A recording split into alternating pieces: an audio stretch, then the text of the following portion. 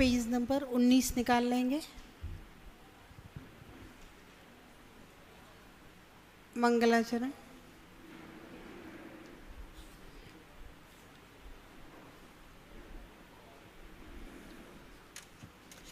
त्रैकाल्यं द्रव्यषट्कं नवपदसहितं जीवषट्कायलेस्या पंचान्ये चास्तिकाया व्रतसमितिगति ज्ञानचारित्रभेदा इत्येतन्मोक्षमूलं त्रिभुवनमयितैः प्रोक्तमर्हद्भिरीशैः प्रत्येति श्रद्दधाति स्पर्शति च मतिमान्या स वै शुद्धदृष्टि सिद्धे जयप्रसिद्धे चो विहाराणो फलं पत्ते वन्दितारिहन्ते मोक्षम् आराहणाकं चो उज्जोवणमुज्जवणं निवहणं साहणं जडिच्छरणं दंसरणाणचरितं तवाणमाराहणावणिया मोक्षमार्गस्य नेतारम् ज्ञातारं विश्वतत्त्वानां वन्दे तद्गुणलब्धं। जय बोले अनंतानंत पंचपरमेष्ठी भगवान ने की देवादिदेव 1008 से आदिनाथ भगवान ने की जय हो। देवादिदेव 1008 से चिंतामणि पारुषनाथ भगवान ने की जय हो। अंतिम तीर्थेश वर्तमान शासन नायक भगवान महावीर स्वामी की जय हो। परम पूज्य गणाचार्य गुरुदेव श्री 108 विराग सागर जी महाराज जी की जय हो। परम पूज्य श्रमणाचार्य गुरुदेव श्री 108 विशुद्ध सागर जी महाराज जी की जय हो। परम पूज्य आचार्य गुरुदेव श्री 108 उमा स्वामी महाराज जी की जय हो। अहिंसा परमो धर्म सी जय हो। बोले परम पूज्य गणनी शमणी हरि का रत्न 105 विभा श्री माता जी की हरि का संग की जय। वंदन। चलिए पाठ कर लेंगे 6वें अध्याय का। देखिए कल 6वां अध्याय पूरा हो जाएगा और परसों उसकी परीक्षा है। पूरा नहीं भी होगा तब भी हम पूरा कर देंगे, फिर भले ही बाद में एक दिन दोबारा समझा दें, लेकिन कल पूरा हो जाएगा। कल पूरा, आज 19 तारीख है ना, कल 20 तारीख को पूरा हो जाएगा। 21 तारीख को परीक्षा और 22 तारीख को रिजल्ट की उद्घोषणा हो जाएगी और 23 तारीख से विधान के कार्यक्रम प्रारंभ हो जाएंगे। काय वांगमना कर्म योगः सहस्रवा शुभा पुण्यस्य शुभा पापस्य स कसाय कसायो सांप्राय क्रियापथयो इंद्रिय कसाया व्रत क्रिया पंचचतु पंचविंशति संख्या पूर्वस्य भेदाः तीव्र मंद ज्ञाता ज्ञात भावाधिकरण वीर विशेषेभ्यस्तद्विशेषः अधिकरणं जीवा जीवाः आद्यं समरम समारंभारं वियोग कृतकारितानमत कसाय विशेषे स्त्रिस्त्रिश्चतुश्चैकसा निर्वर्तना निक्षेप संयोग निसर्गाद्वि चतुर्द्वि त्रिभेदाः परम तत्मृदो सिन्नाव मात्सरांतराया साधनोपघाता ज्ञान दर्शनावर्णयो दुख शोक तापाक्रंदन बद परिदेवनान्यात्म परोभय स्थानान यसद वेद्यस्य भूत वृत्त्यनुकंपा दान सराग संयमादि योगा शांति शौच मिति सद्वेद्यस्य केवलित सुसंग धर्म देवा वर्णवादो दर्शन मोहस्य कसायो दया तीव्र परिणामश्चारित्र मोहस्य बहुवारंभ परिग्रहत्वं नारकस्यायुषा माया तेर्यज्ञोनस्य अल्पारंभ परिग्रहत्वं मानुषस्य स्वभाव मार्दवं च निशील मृतत्वं च सर्वेषां सराग संयमा संयमाकाम निर्जरा वाल्तपांसि देवस्य सम्यक्त्वं च योग वक्रता विसंवादनं च शुभस्य नाम्नः तद्विपरीतं शुभस्य दर्शन विशुद्धिर विनय संपन्नता शील व्रतेष्वनिति नतिचारो भीक्षण ज्ञानोपयोग संवेगौ शक्ति तस्त्याग तपसी साधु समाधि रवैया वृत्तिकरण मरहदाचार्य बहुसुत प्रवचन भक्तिरावश्यका पर्याणेर मार्ग प्रभावना प्रवचन वत्सलत्वमिति तीर्थकरत्वस्य परात्म निंदा प्रशंसे सत्सद्गुणोच्छादनोद्भावने च नीचेर गोत्रस्य तद्वि पर्ययो नीचेर वृत्त्यनुच्छेकौ चोत्रस्य विघ्नकरण मंत्रायस्य इति तत्वार्थाधिगमे मोक्षशास्त्रे 6मो अध्याय। नमो नमः।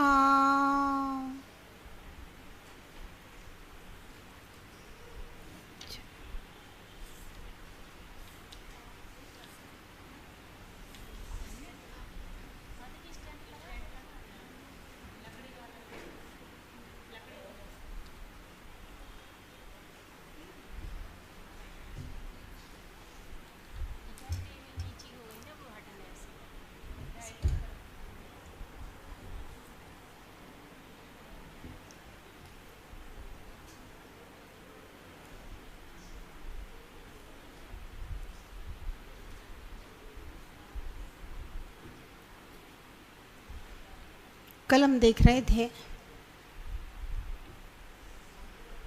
मनुष्य आयु के आश्रम के कारण।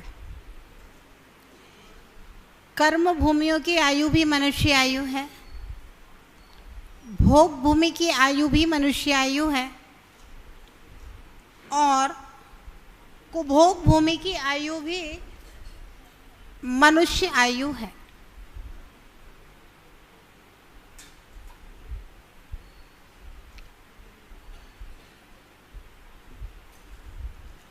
कर्म भूमि की आयु के सामान्य कारण हैं,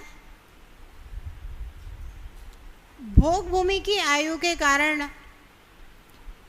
या तो सम्यक दर्शन या दान वगैरह, कुभोग भूमि की आयु के कारण कुटिलता पूर्वक धर्म दान आदि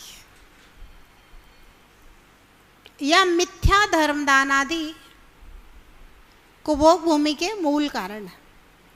और स्वभाव की मृदुता, स्वभाव की सरलता, ये भी मनुष्य आयु का मूल कारण कहा गया है।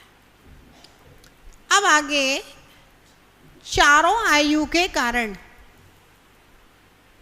निशील व्रतित्वम च सर्वेषाम, पढ़िए।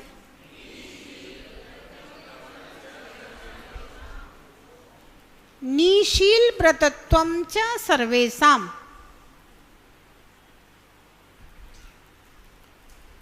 शील रहित व व्रत रहित होना सभी आयु के आश्रम का कारण है। शील किसे कहते हैं? कसायों की मंदता को भी शील कहते हैं, और 3 गुण व्रत 4 शिक्षा व्रत को भी शील कहते हैं। व्रत हिंसा, झूठ, चोरी, कुशील, परिग्रह का एक देश अथवा सर्वदेश त्याग करना व्रत कहलाता है।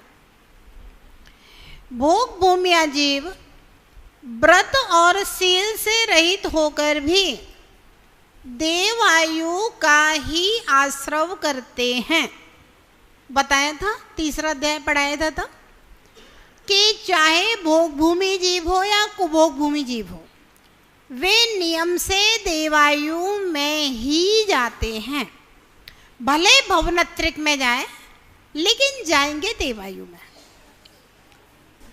भोग भूमि मनुष्य त्रियंच मरकर नियम से भवनत्रिक या फिर पहला दूसरा स्वर्ग, सौधर्म ईशान स्वर्ग तक जाते हैं। विशेष चौथे गुण स्थान तक सभी शील व व्रतों से रहित असंयमी होते हैं। असंयमी जीव चारों प्रकार की आयु का कर्म आश्रव कर सकते हैं। पहले दूसरे गुण स्थान के जीव बहुआरंभ परिग्रह से नरकायु कर्म का आश्रम, मायाचारी से त्रियंचायु का आश्रम, अल्प आरंभ अल्प परिग्रह और सरल परिणामों से मनुष्यायु का आश्रम तथा देवायु का कर्माश्रम करते हैं।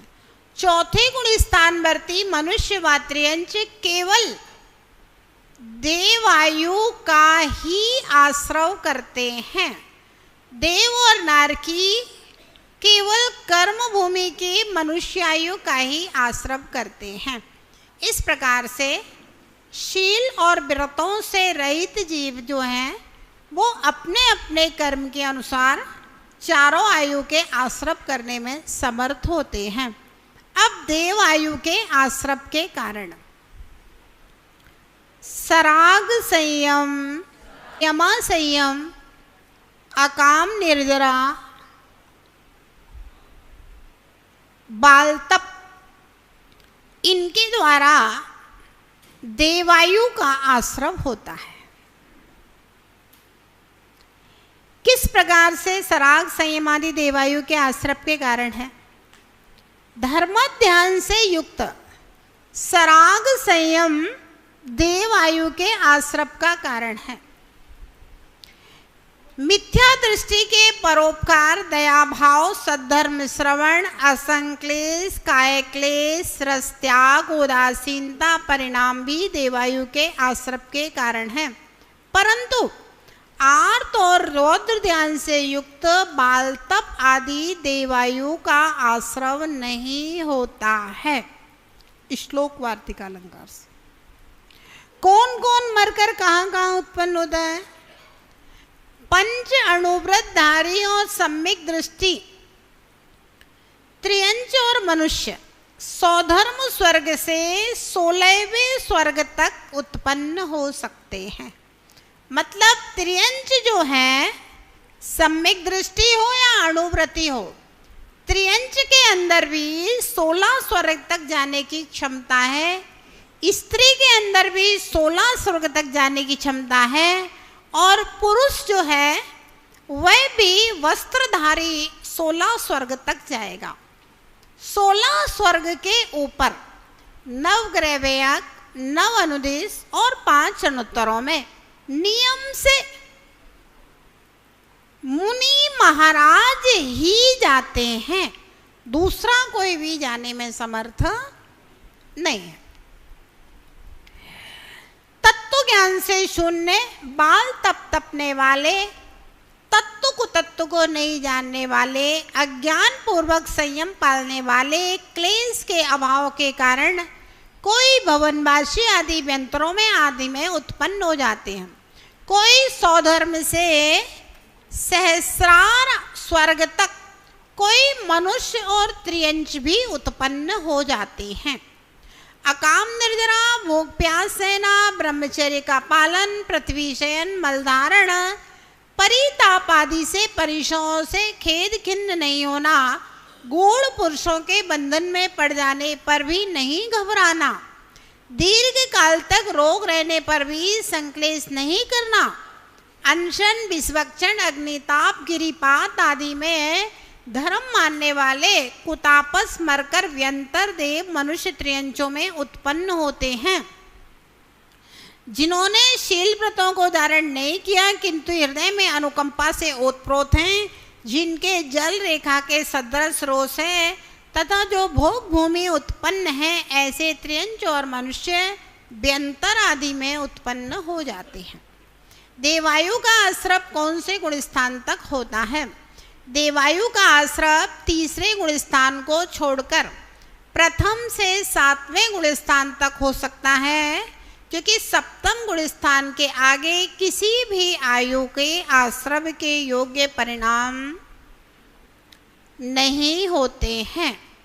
मात्र 6 गुण स्थान ऐसे हैं जिनमें आयु कर्म का आश्रव होता है, पहले से लेकर 7वें तक, और उसमें भी तीसरे गुण स्थान में किसी भी आयु का आश्रव नहीं होता है।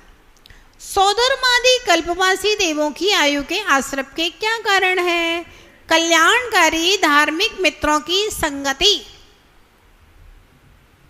आयतन सेवा, सद्धर्म श्रवण, स्वगौरव दर्शन, निर्दोष प्रोषदोपवास,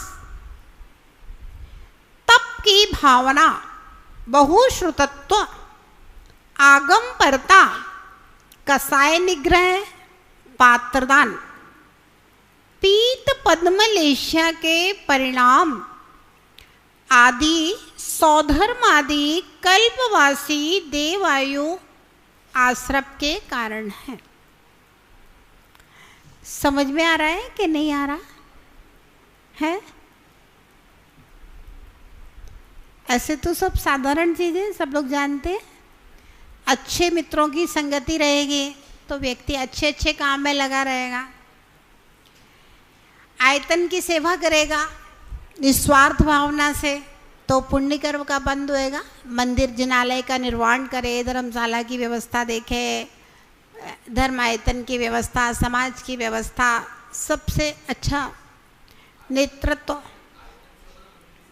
है। हाँ, मंदिर की व्यवस्था, तीर्थ की व्यवस्था, मंदिर की व्यवस्था, जिनवाणी की व्यवस्था, संघ की व्यवस्था, संघ की व्यवस्था कर रहा है वह भी आयतन है, आयतन सेवा। सद्धर्म का श्रवण कर रहा है तो परिणाम निर्मल होंगे, तो देवायु के आश्रव का कारण है। स्वगौरव दर्शन, स्वगौरव दर्शन का मतलब ये है, अपने जैन कुल में जन्म लिया है तो उसका गौरव होना। जैन कुल में जन्म लिया है तो हमें रोज भगवान का अभिषेक पूजन दर्शन करना है, अपने को किसी जीव का बुरा नहीं करना है, अपने जीवन में प्रामाणिकता होना चाहिए, मध्य मास मधु 5 उदंबर फलों को हाथ नहीं लगाना है। जैन कुल में जन्म लिया है, छान के पानी पीएंगे, रात में खाना नहीं खाते, हमारे जैनों क्या नहीं खाया जाता है, ये इसको कहते हैं स्वगौरव दर्शन, स्वाभिमान। निर्दोष प्रोसदोपास, अष्टमी चतुर्दशी को उपवास करना, एकाशना करना, तो ये भी देवायु के आश्रप का कारण है। तप की भावना, त्याग तपस्या की भावना, बहुश्रुतत्व, खूब आगम में पढ़ना, दिन भर पढ़ते रहना, आगम परता, विशेष ज्ञानी होना, कसायों का निग्रह, मंद कसाई, शांत स्वभावी, पात्रदान, पीत पद्मलेशिया के परिणाम, ये सब कल्पवासी देवों के आयु के आश्रप के कारण विशेष कहे गए। कंदर्पादियों की आयु के क्या कारण है? शुद्ध ज्ञान, केवली व धर्म, इन तीनों के प्रति मायाचारी करना, बहुत ऊपर से उनके प्रति प्रेम और भक्ति दिखाते हुए बहुत आदर से इनके प्रति बहुमान आचरण रहित जीव आचार्य और साधु परमेष्ठी को ठगता है। ऐसे लोग होते हैं, पीठ पीछे साधुओं की निंदा करेंगे और सामने सामने बहुत महाराज महाराज करेंगे, माताजी करेंगे। ऐसे अशुभ विचारों से मुनि किल्विषिक जाति के देवों में जन्म लेता है। मुनि और श्रावकों, जो द्रव्य लाभ मिष्ट भोजन सुख के लिए मंत्रावयोग कौतूहलोपदर्शन क्रिया अर्थात अकाल में जल वृष्टि आदि करके दिखाना आदि चमत्कार, भूति कर्म अर्थात बालकादों की रक्षा के अर्थ मंत्र प्रयोग के द्वारा भूतों की क्रीड़ा दिखाना, ये सब क्रियाएं करता है, वह अभियोग्य जाति के वाहन देवों में उत्पन्न होता है।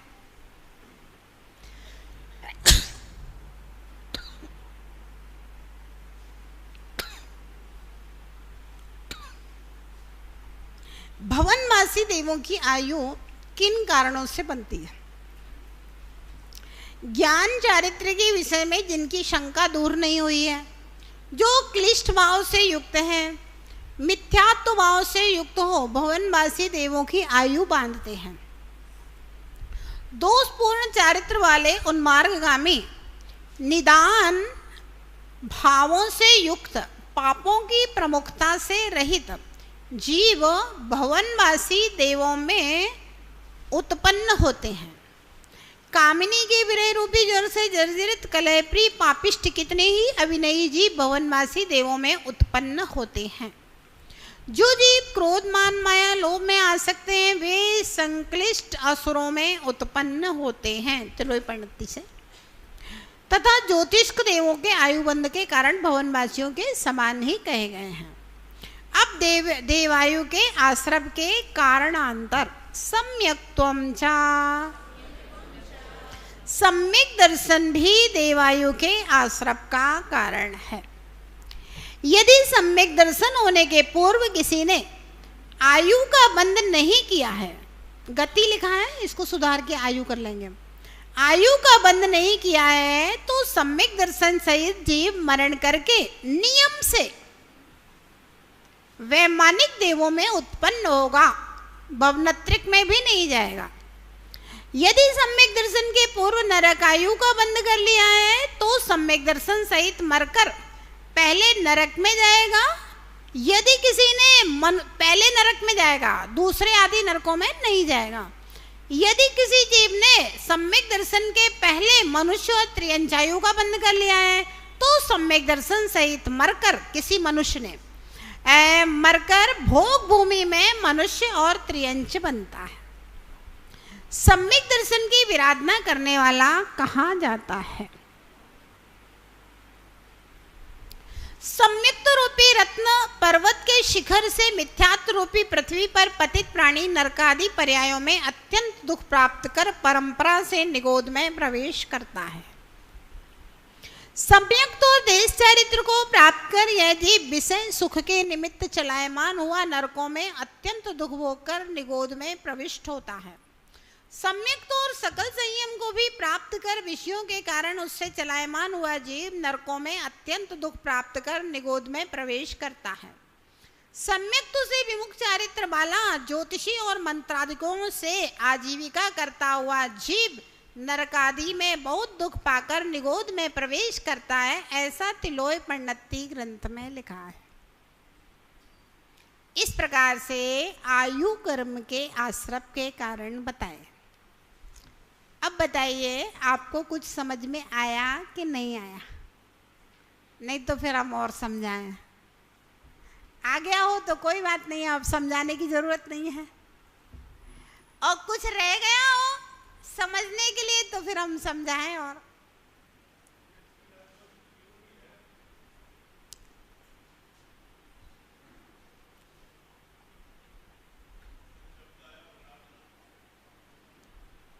विराधना का मतलब है कि सम्यक दर्शन नष्ट कर दिया है जिसने, सम्यक को छोड़ दिया है। विराधना मतलब छोड़ देना। लोक परलोक, लोक यानी कि ये जन्म, परलोक यानी अगला जन्म। अगला जन्म कैसा है? अगला जन्म मर के हम जहाँ उत्पन्न होंगे वो अगला जन्म परलोक है। वो तो तुरंत हो जाता है ना, बताते हैं आप। परलोक का मतलब अगले जन्म से लिया जाता है, कोई दूसरा संसार नहीं है। लोक तो तीन है, तुरंत ही लोक में आ जाता है तो कैसे अगला जन्म? भैया अपेक्षा से कथन किया जाता है ना। लोक परलोक, लोक का तात्पर्य अभी हम जन्म में जो देख रहे हैं ये सब लोक है। हम मर जाएंगे तो पर अगला जन्म अगला लोक है। बंधुराम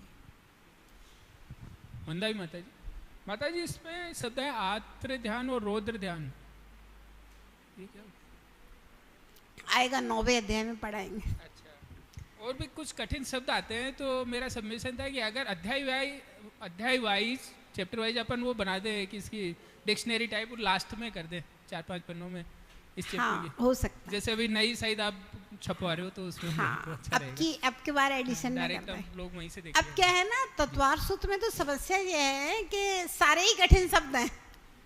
नहीं, कुछ जो आपके हिसाब से लगे उनको कह दें, मतलब साधारण साधक के हिसाब से। अगर अपन डिक्शनरी पीछे बनाएंगे ना, जितनी मोटी किताब है उतनी बड़ी डिक्शनरी बन जाएगी। नहीं, हर अध्याय की एक है तो एक पेज की एक तो 10 अध्याय की 10 पेज हो जाएंगे। नहीं हो पाएगा, 10 पेज में कुछ भी नहीं होगा।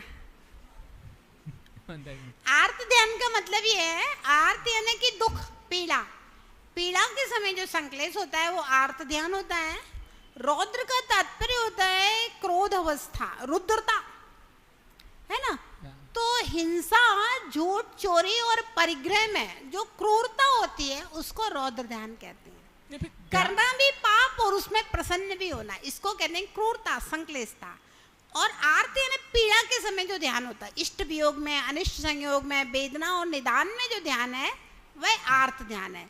हिंसा, झूठ, चोरी, परिग्रह करके प्रसन्न होना ये रौद्र ध्यान है। ये 9वें अध्याय में आया है। जी ठीक। एक है इसी में लिंग धारण करना, जिन लिंग धारण करके, जिन लिंग धारण करने का मतलब है मुनि बन करके। फिर मुनि पद को छोड़ दे, शादी वादी करके ग्रस्त हो गया, धंधा पानी करने लगा वो। जी माता जी। और ये पंचाग्नि तप का एक क्लेश। पंचाग्नि तप का तात्पर्य है ये अजैन लोग होते हैं ना, जैसे नीचे अग्नि जला ली, चारों तरफ अग्नि जला ली और छींके के ऊपर बैठ करके कोई तप कर रहे हैं, वो पंचाग्नि। काय क्लेश का तात्पर्य शरीर को कष्ट देना, तरह तरह के, जैसे कमठ के विषय में आता है, वो पत्थर को हाथ में लेकर के तपस्या कर रहा था। जी, तो ये सब काय क्लेश कहलाते हैं। नहीं, अच्छा है, पूछने में कोई बुराई नहीं है। जो शब्द किसी को समझ में ना आए पूछ सकते हैं। वंदना माता जी ये अभी आया भवनवासी देवों की आयु किन कारणों से बनती है, तो इसमें आया है कि उनके मिथ्यात्व के भाव होने के बाद भी वो भवनवासी देव बन रहे हैं, पापी होने के बाद भी, तो वो देव कैसे बन रहे हैं फिर? अच्छा सवाल है।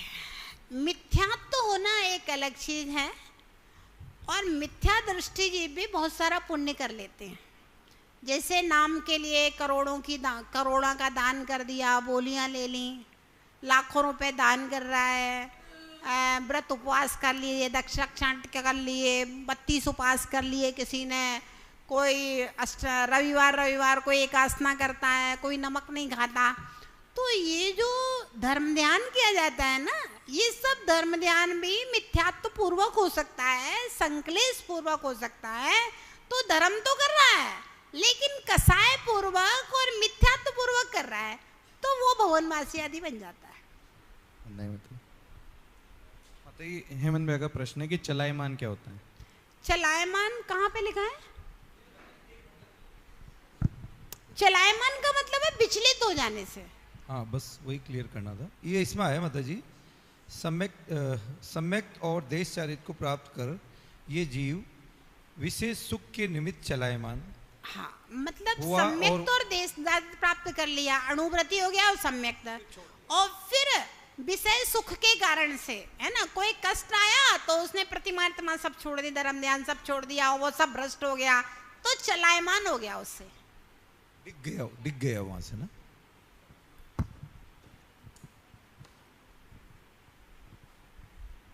हाँ, पूछिए क्या पूछना है? पूजा ही नाम है ना तुम्हारा। एक बार किसी जीव को माता जी उपसम सम्यक दर्शन हो गया, और उपसम सम्यक दर्शन तो छूटता ही है। हाँ। अंतर्मुहूर्त का समय है उसका उपसम सम्यक।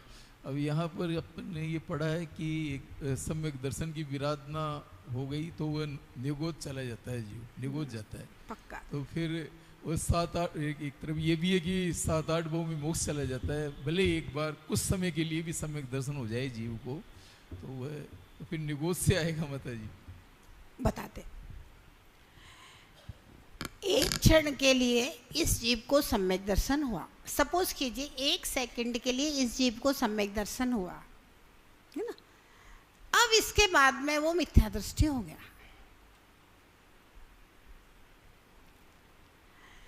मिथ्या दृष्टि होने के बाद में ये तय हो गया, पहली चीज ये भव्य है और मोक्ष जाएगा मात्र 1 सेकंड के सम्यक दर्शन से। भव्य है, मोक्ष जाएगा, और अर्धपुद्गल परावर्तन के अंदर मोक्ष जाएगा, उसके बाहर नहीं जाएगा, इतना तय हो गया। अब 1 सेकंड के लिए जब सम्यक दर्शन होता है, उपसम सम्यक दर्शन, उसके बाद पल्ले का असंख्यातवा भाग का समय होता है जिसमें यह जीव क्षयोपसम सम्यक दर्शन प्राप्त कर सकता है।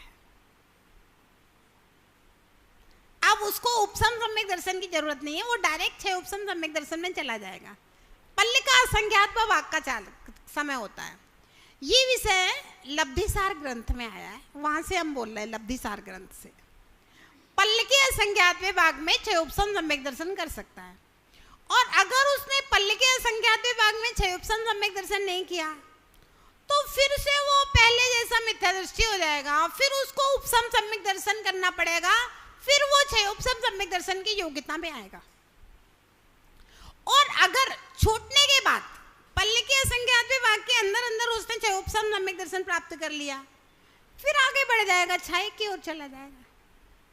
वो तो छूटेगा उपसम, ये तो पक्का है, लेकिन फिर क्षयोपसम सम्यक दर्शन की ओर आगे बढ़ेगा।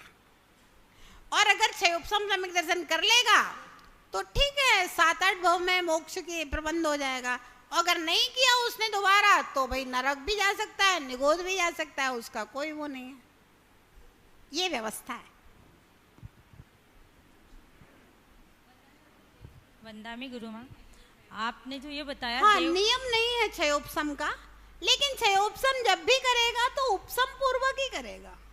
बिना उपसम सम्यक दर्शन के किसी को डायरेक्ट क्षयोपसम सम्यक दर्शन नहीं हो सकता है। और वो पल्ले का असंख्यातवा भाग का काल रहता है, उसके बीच में क्षयोपसम कर सकता है। और अगर पल्ले का असंख्यातवा भाग पूरा हो गया तो फिर वो फिर से उपसम करो, फिर क्षयोपसम होगा। बिना उपसम के क्षयोपसम नहीं होता है, और बिना क्षयोपसम के क्षायक नहीं होगा। ये क्रम है, उपसम, क्षयोपसम और क्षायक। हाँ, आपने जो ये देव आयु का आश्रय बताया प्रथम गुणस्थान से 7वें गुणस्थान तक, तो ये जो मिश्र नाम का तीसरा गुणस्थान है वो क्यों छोड़ा इसमें?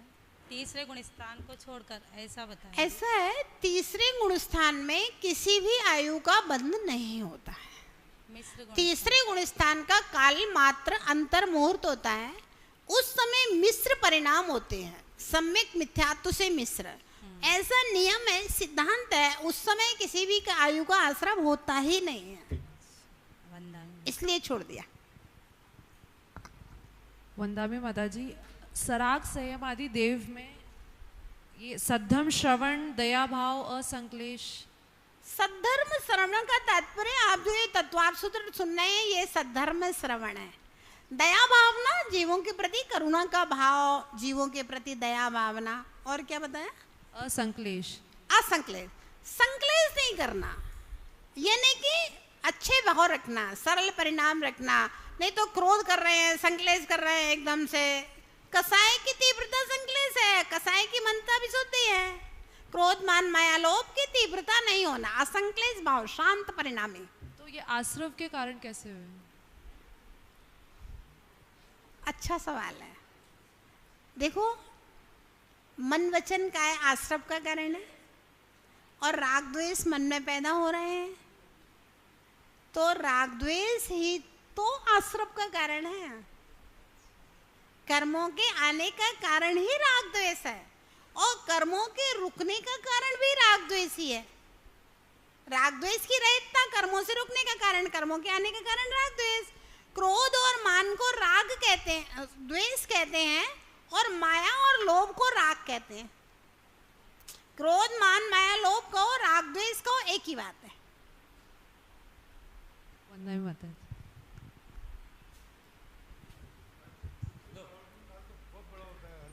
क्या कह रहे भैया? अर्ध पुद्गल परावर्तन काल तो असंख्यात वर्ष का होता है, मतलब उसको कितने सारे निमित्त मिले तब जाके अर्ध पुद्गल परावर्तन काल पूरा होगा।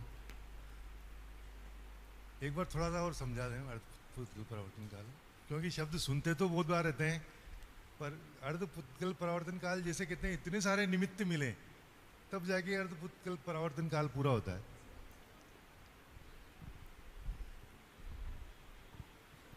बताते हैं।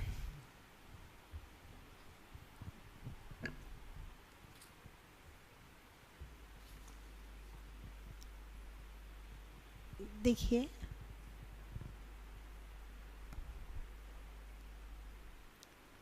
सम्यक दर्शन जो है ना, यही आत्मा के कल्याण का मुख्य हेतु है। ध्यान से सुनना आप लोग, सम्यक दर्शन ही आत्मा के कल्याण का मुख्य हेतु है।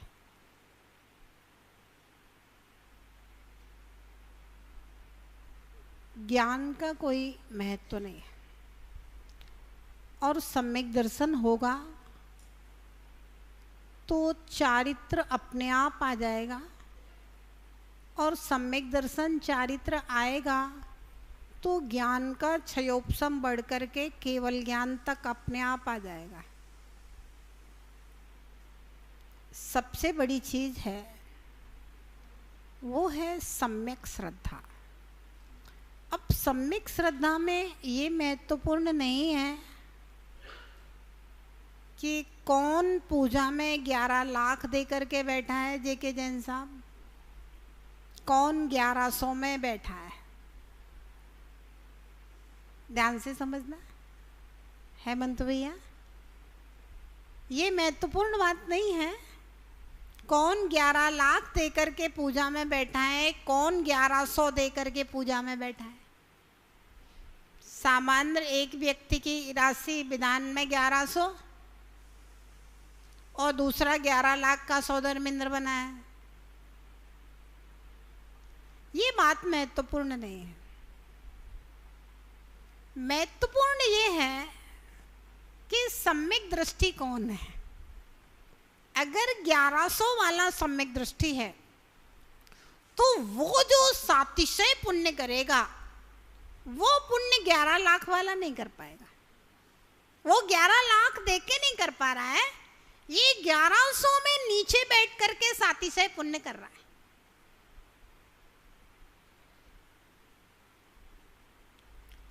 विषय अलग है, वो 11 लाख देना भी बुरा नहीं है।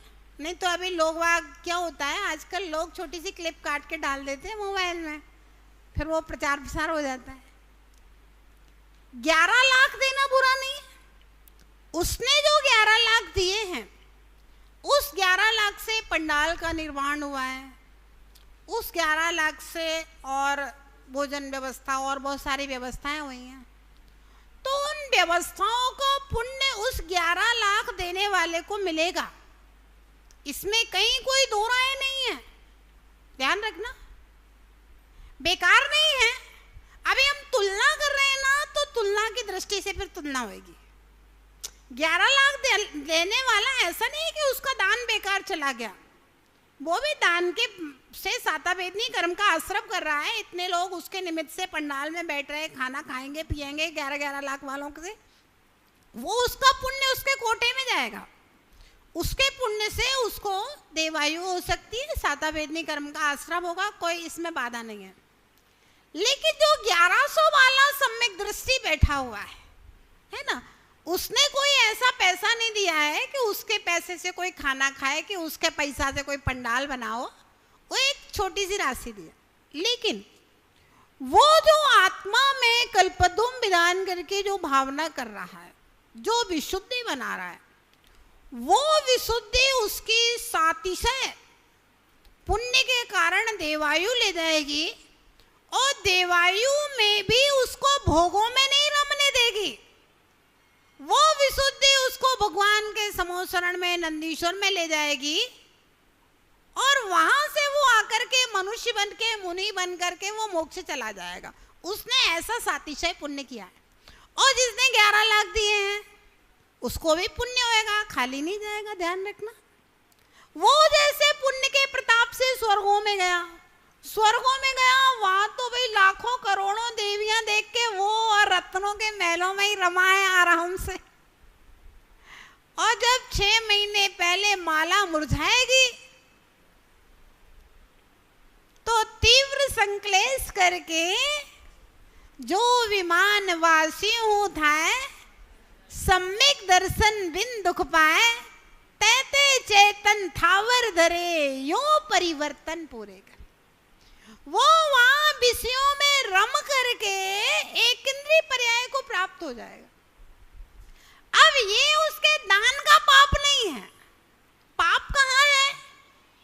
इसलिए आत्म कल्याण के लिए पूजा कर रहा था, तो स्वर्गों में जाके भी उसे आत्म कल्याण का ध्यान रहा।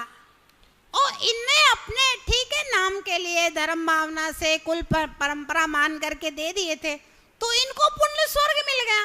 अब स्वर्ग में जाकर के इनको जो धर्म ध्यान करना चाहिए था वो ना करके वो भोगों में रमा रहा पूरे सागरों की आयु पर्यंत। अब वो अंत समय में संक्लेश करके, और ये साति से पुण्य सम्यक दृष्टि का और निरति से पुण्य मिथ्या दृष्टि का ये फर्क है दोनों में। समझ में आया कि नहीं? इसीलिए कहा है ना, मुनि सकल व्रति बड़ भागी, क्योंकि जो भव भोगों से बैरागी हो गया है, अब उसका संबंध निर्वाण से बंध गया है। उसका पुण्य निर्वाण का कारण बनना है, उसका पुण्य भगवान बनाने के लिए चल रहा है। और जो भव भोगों से बैरागी नहीं है, उसका पुण्य स्वर्गों तक ले जा करके फिर नीचे गिरा देगा उसका पुण्य। तो इसलिए सबसे ज्यादा पुण्यात्मा है जो सम्यक दृष्टि वैरागी है। वो कुछ समझ में आया कि नहीं आया है?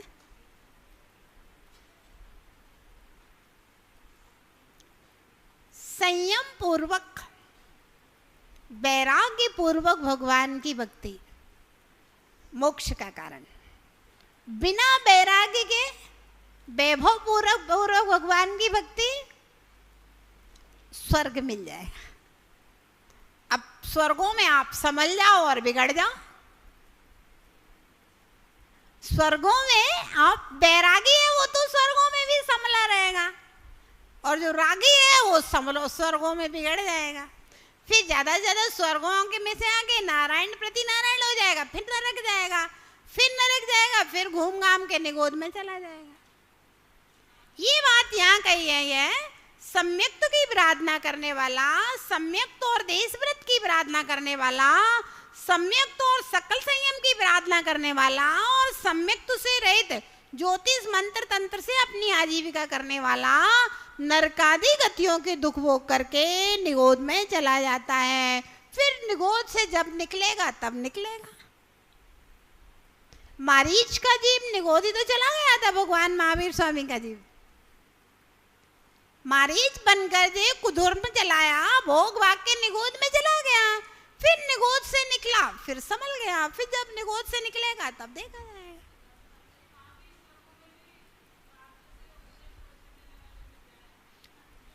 भैया स्वर्गों के देवों की भावना तो हो, हम तो कुछ भी नहीं है। सीमंदर स्वामी सामने बैठे हैं ना, वो तो विदेश क्षेत्र में चला जाता है, लेकिन जाए तो सही।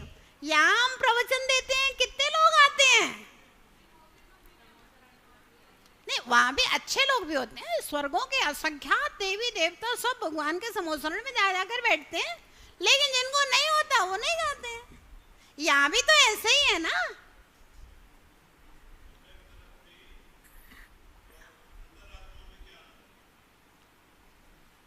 सम्यक दृष्टि अंतरात्मा है, नहीं अंतरात्मा के भेद हैं। सम्यक दृष्टि भी अंतरात्मा है, देश प्रति भी अंतरात्मा है, मुनि महाराज भी अंतरात्मा है। वंदन माता, एक समोसरण के बारे में पूछना था, ये क्या कुछ समय के लिए होता है कैसे? जिसमें ऐसा है, जब किसी तीर्थंकर को केवल ज्ञान होता है तब सौधर्मेंद्र की आज्ञा से कुबेर के द्वारा बनाया जाता है, और जब तक उन तीर्थंकर की उम्र होती है तब तक वो रहेगा। या एक जगह से दूसरी जगह जाएंगे तो विघटन हो जाएगा, फिर बिहार के बाद वहां बन जाएगा। देवों की विक्रिया है, वहां तो 1 सेकंड लगता है समोसरण निर्माण में, और विघटन में भी 1 सेकंड लगता है। कोई हमारी तरह कोई ये ईंटें गारे उठाने में सालों नहीं लगना, मंदिर बनाने में जैसे लगते हैं, है ना। और उसके बाद में आयु पूर्ण हुई, वो अपना योग निरोध करके मोक्ष है, समोसरण खत्म, देव अपने अपने जगह। फिर कोई दूसरे तीर्थंकर को केवल ज्ञान होएगा तो फिर लगेगा। मतलब तीर्थंकर के पुण्य के प्रताप से देवों के द्वारा ये वैक्रियक रचना है। ठीक है, लेकिन मोक्ष वहीं से जाते हैं या वो फिर विहार भी कर सकते हैं? मतलब समोसरण विहार भी करते हैं, जगह जगह समोसरण सभा लगती है, और अंत में समोसरण छोड़ करके ऊपर उठ करके योग निरोध करते हैं, फिर मोक्ष चले जाते हैं। तो समोसरण का कोई समय फिक्स नहीं है, मतलब कब तक रहता है? ना कोई समय फिक्स नहीं है, तीर्थंकर की आयु पर्यंत। हाँ, क्या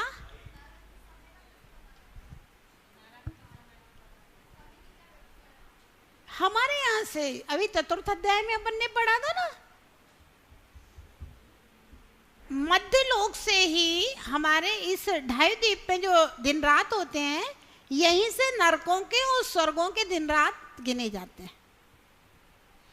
वंदना माता जी, मेरा निवेदन है कि जैसे सम्यक दर्शन का इतना महत्व है, हम सब जानते हैं, बार बार सुनते भी हैं, इसके इतने कारण हैं, ये है। तो मेरा निवेदन है कि अपन जब ये चल रहा है किसी भी अध्याय में, या जब भी सम्यक का चैप्टर आए, तो सम्यक दर्शन के कारणों पे भी विशेष विवेचना करके, मतलब सबको क्लियर हो कि वाकई हमारा मोक्ष का रास्ता सम्यक्त्व है, तो सम्यक दर्शन पर ही अपन फोकस करके पूरी डिटेलिंग हो, और उससे विराधना कहाँ कहाँ हो सकती है, इस कारणों पर विशेष फोकस करें कभी भी आपके पास जब समय हो, या जिस अध्याय में भी आप। सम्यक दर्शन का सबसे सुंदर वर्णन लब्धिसार ग्रंथ में मैंने पढ़ा वो तो है ना, लेकिन लब्धिसार ग्रंथ जो है ना, वो जन सामान्य के बीच में समझाना बड़ा कठिन काम है। मैं मानता हूँ माता जी, वो तो अगर हम में से कोई पढ़ेगा ना तो उसको भी समझ में नहीं आएगा। अभी मैं सही बता रहा हूँ, भगवती आराधना जी का अभी मैं जो कर रहा हूँ तो बिल्कुल दिमाग से भगवती आराधना में भी अभी सम्यक दर्शन का ही वर्णन निकल रहा है। अभी मैं दो गाथाओं में ही पूरा चल रहा है। हाँ। तो मेरा ये सम्यक दर्शन की बहुत बड़ी महिमा है। हमने कहा ना 3 लोक में सबसे ज्यादा श्रेष्ठ कोई वस्तु है तो वह सम्यक दर्शन है। अच्छा, उसमें पैसे की जरूरत नहीं है, शारीरिक क्षमताओं की जरूरत नहीं है। आप देखिए, कुछ नहीं चाहिए, मुनि बनने की जरूरत नहीं है, आरिका बनने की जरूरत नहीं है, व्रती बनने की भी जरूरत नहीं है, कोई त्याग की जरूरत नहीं है, लेकिन तत्व का बोध हमें समझ में आए और उसकी श्रद्धा हमारे अंदर से पैदा हो, बस वही सम्यक दर्शन है। ये कठिन काम है सबसे ज्यादा। माता जी, मैं जिसका 6 उपसम बहुत शानदार है, मैं उनसे बात कर रहा हूँ, मैं उनसे उम्मीद कर रहा हूँ कि वो इस पर पूरा इसको डिटेलिंग करें तो हमें समझ में आ जाएगा। बाकी तो बरसों से, बचपन से सभी लोग सुनते आ रहे हैं, ये कारण है, वो कारण है, पढ़ते भी हैं, 16 कारण भावनाएं भी पढ़ते हैं, पर जब तक उन कारणों पर डिटेलिंग में नहीं होगी और उससे विराधना या उससे च्युत होने के उस पर विशेष फोकस करके अपन इसको जरूर लें, अपन देखेंगे कभी समय मिलेगा। वंदन। वंदना माता जी, ये कंदारपी देव गति तो शुभ परिणामों से मिलती है, तो ये कंदारपी देव का क्या है? कंदर्प इसमें है ना, एक कंदारपी देव के आश्रव का कारण तो देवायु तो शुभ परिणामों से मिलती है। हाँ। तो ये कंदारपी देव भी फिर अशुभ परिणाम करके कैसे देवगति मिलती है? ऐसा है, मनुष्य आयु भी शुभ परिणामों से होती है, लेकिन अपन सब प्रकार के मनुष्य देखते हैं ना, इसी प्रकार से देव भी बहुत प्रकार के होते हैं, है ना। बहुत उच्च देव भी होते हैं, नीचे भी होते हैं, उससे नीचे भी होते हैं। 10 प्रकार के देव पढ़े थे ना, किलविसिक और अभियोगी जाति के देव, तो इस तरह से होता है। मतलब पुण्य करते करते भी जो संक्लेश करता है वो छोटे देवों में चला जाता है, और जो विशुद्धि पूर्वक पुण्य करता है वो ऊपर वाले देवों में चला जाता है। जैसे आप लोग कहते हो ना, अरे जितना धर्म करते हैं उतना ही क्रोध करते हैं, अरे वो इतना धर्म करता है फिर भी बहुत छल कपट करता है, इतना झूठ बोलता है, इतना धर्म करता है, पूजा पाठ करता है, फिर भी झूठ बोलता है। तो ये जो है ना, धर्म करके भी कसाय के कारण संक्लेश करने वाले ये लोग छोटे देवों में चले जाते हैं, और जो सरल परिणामों से विशुद्धि पूर्वक करते हैं वो ऊपर वाले देवों में चले जाते हैं। ये बात यहाँ बताई जा रही है।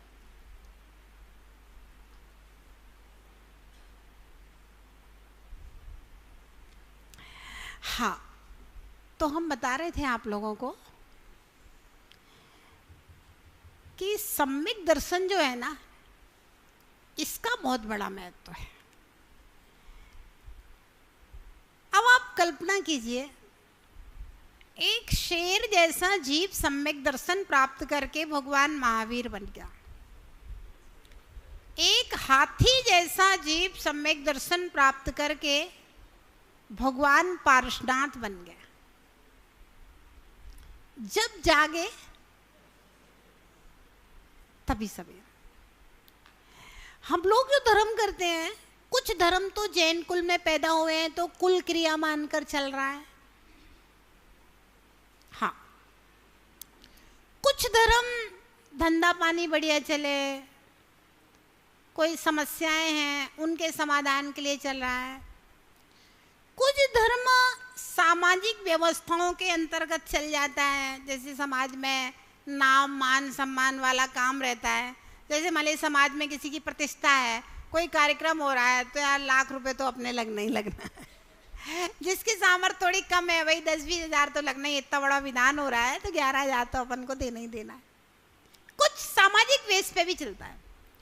कुछ धर्म फैमिली और मित्रता वाले बेस पे भी चलता है। अब मान लीजिए किसी के परिवार का सिद्ध चक्र विधान है तो उसके सारे रिश्तेदारों को, उसके कुटुंब परिवार को आने ही है, वो पारिवारिक है ना। कुछ लोग मित्रता के वेश में भी दान आता है, जैसे कोई किसी का मित्र है उसको नहीं देना, लेकिन अब भाई उसका दोस्त अध्यक्ष है वो आएगा तो उसको कछु न कछु तो देना ही पड़ेगा। ये सब धर्म की एक कैटेगरी चल रही है। अब जैसे किसी को क्लास में नहीं आना, कुछ नहीं आना, तो भैया टेलीफोन किया है, अब हरसोरा जी ने, जेके जैन साहब ने, पाटो जी ने, भैया प्रदीप प्रज्वलन के लिए आना है, 5100 रुपया आपके लिखे हैं। तो अब वो कहेगा यार इनसे अपने व्यवहार हैं और अपन को जाना है, चलो ठीक है आ जाएंगे। कुछ धर्म ऐसे भी चल रहा है, व्यवहारिक तौर पे भी चल रहा है, लेकिन आत्म कल्याण के लिए जो भावना लेकर के जो किया जाता है कि भगवान की वाणी सच्ची है और मुझे अपनी आत्मा को भगवान बनाने के पथ पे ले जाना है, यहां तक पहुंचने वाले लोग बहुत कम होते हैं। और बाकी ये नीचे वाला धर्म बेकार नहीं है, ध्यान रखना। धर्म में कोई भी चीज बेकार नहीं है, यहाँ आम के आम और गुठलियों के भी दाम है। हाँ। जब एक नाग नागनी पारसनाथ का रणमुकार सुन के दर्णेन्द्र पद्मावती हो सकता है, तो किसी की प्रेरणा से लोग व्यवहार में, मित्रता में अगर आपने कोई काम किया है तो उसका पुण्य आपको देवायु का कारण हो सकता है। लेकिन बस वही है, वो पुण्य उसको छोटा मोटा देव बना देगा। कम से कम त्रियंच गतियों से और नरक से तो बचा, ये तो फायदा है ना। और देवायु में जाके हो सकता है वो भगवान के समोसरण में जाके उसकी बुद्धि फिर जाए, समोसरण में जाके अच्छों की बुद्धि फिर जाती है, वहां जाके बुद्धि फिर जाए तो उसका तो भाई ये धर्म करना सार्थक हो गया स्वर्ग जाके। तो अग्नि कैसे भी स्पर्श करो वो जलाएगी, ऐसे ही पानी आप कैसे भी किया करो प्यास तो बुझाएगा, पानी प्यास बुझाएगा। तो व्यवहार धर्म गलत नहीं है, व्यवहार तीर्थ का प्रवर्तन तो ऐसे ही होता है। आत्मकल्याण करने वाले तो 2-4 लोग गिने चुने हैं, बाकी व्यवहार तीर्थ के प्रवर्तन के लिए हम व्यवहारिक क्रियाओं को नकार नहीं सकते, और निश्चय तीर्थ के प्रवर्तन के लिए, आत्मकल्याण के लिए हम सम्यक दर्शन की महिमा को नहीं नकार सकते हैं। दोनों को हम स्वीकार करके चल रहे हैं। वंदना माता जी। और व्यवहार से ही निश्चय पे पहुंचा जाएगा। आएगा ही नहीं मंदिर, स्वर्ग में ना पहुंचेगा वो तो पहले ही नरक में चला जाएगा, तो वो क्या करेगा? कुछ नहीं करेगा।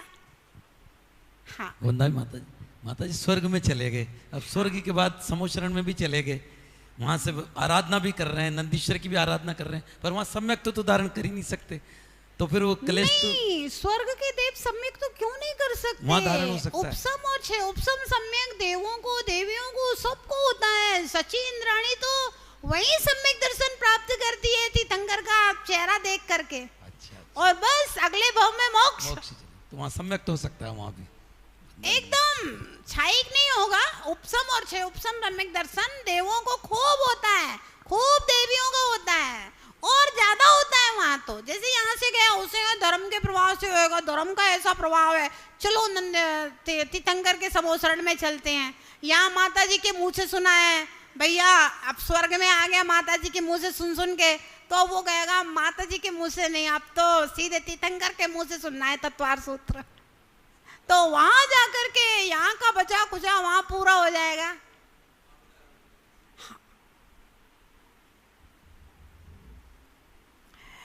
चलिए एक सूत्र और पढ़ लीजिए। योग अशुभ नाम कर्म के आश्रप के कारण योग वक्रता विसंवादनम चाशुभस्य नामना। अशुभ नाम कर्म, नाम कर्म से क्या होता है? शरीर की रचना, उल्टा सीधा, आड़ा भेड़ा, तेरा, काले खूले लोग कैसे होते हैं? तो बता रहे हैं योग वक्रता, मन वचन काय की कुटिलता। जितनी कुटिलता करेगा उतना कुटिल आड़ा तिरछा शरीर मिलेगा है ना। अब काला हो गया, अब लगाओ क्रीम है, जितना चाहे ब्यूटी पार्लर पे जाओ, जितना चाहे फेशियल करवाओ, कुछ नहीं होना, कोई काला गोरा नहीं होगा। योगों की कुटिलता की थी ना, तो इसलिए आड़ा तिरछा शरीर मिला है।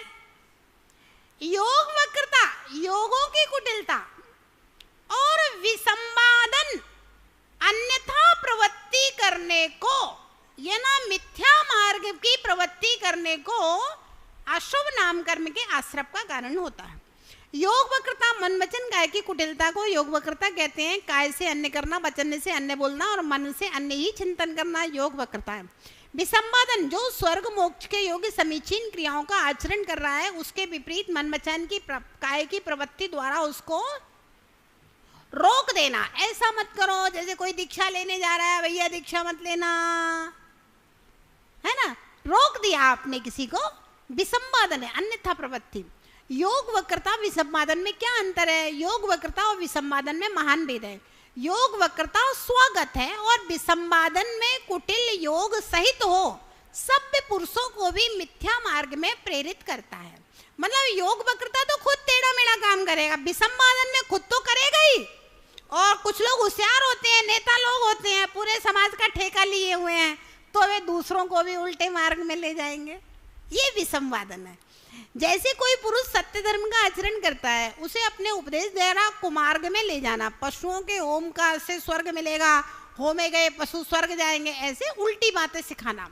अशुभ नामकर्म के आश्रम के अन्य भी कारण है। मिथ्या दर्शन, चुगलखोरी, चित्रकाम, स्थिर ना रहना, माप तोल के माट में गड़बड़ करना, दूसरों की निंदा करना, अपनी प्रशंसा करना, सत्य वचन बोलना, सदा उज्जवल वेश रहना और सुरूपता का मद होना, कठोर वचन बोलना, आक्रोश, दूसरों को कष्ट देना, उपहास करना, ईंट पकाना, प्रतिमा तोड़ना, जिनालय ध्वंस करना, क्रोध, मान, माया, लोभ, निर्माल्य का सेवन करना, पाप कर्मों से आजीविका करना अशुभ नाम कर्म के आश्रम के कारण है। एक सूत्र और पढ़ लीजिए, तद्विपरीतम शुभस्य।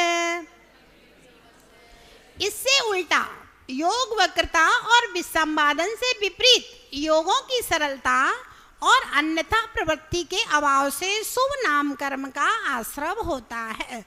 जैसे शत्रुओं में मित्रता करा देना, धार्मिक पुरुषों तीर्थों का दर्शन करना, जिन भक्ति करना, बड़ों का आदर सत्कार करना, सबके प्रति सद्भावना रखना, संसार भीरुता, प्रमाद का त्याग करना, व्रत लेना, जिन मंदिर जिन क्षेत्र का निर्माण करना, मृदुभाषी होना, पाप कर्म रहित आजीविका करना, ये सब शुभ नाम कर्म के आश्रम के कारण है। इस प्रकार से समय हो गया आपका। कल हम 4 सूत्र और बताए हैं, 24, 25, 26, 27, है ना। इन 4 सूत्रों को हम कल पढ़ लेंगे। अगर पूरा नहीं भी समझाया जाएगा तब भी सूत्रों को पढ़ाकर पूरा कर देंगे, और परसों 6वें अध्याय की परीक्षा होगी। इस प्रकार से जय बोलिए महावीर भगवान की जय।